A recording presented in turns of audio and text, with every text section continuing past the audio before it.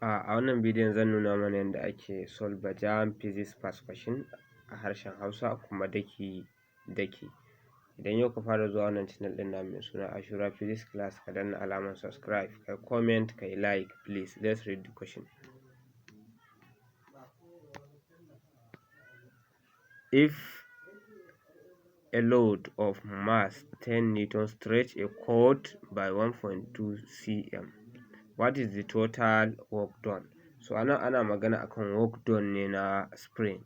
So work done na spring kuma formula sa shine work equals to 1/2 F times extension, sometime E, sometime X.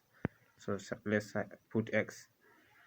So force shine wannan 10 Newton ɗin, extension kuma shine wannan 1.2 cm ɗin. To amma a physics ba ma amfani da unit na centimeter a calculation, sai an maida shi meter. So 1.2 cm idan za ka maida shi meter za ka yi divided by 100 ne. In ka yi divided by 100 zai baka 0.012. So sai ka dawo kai substitution.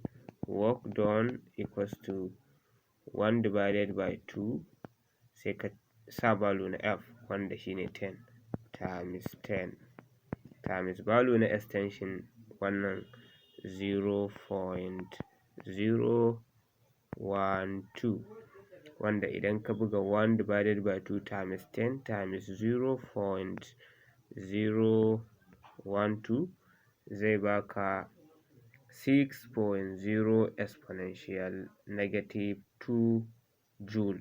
A kenan shine amsa. So that's all. Thank you. I comment, I like for more.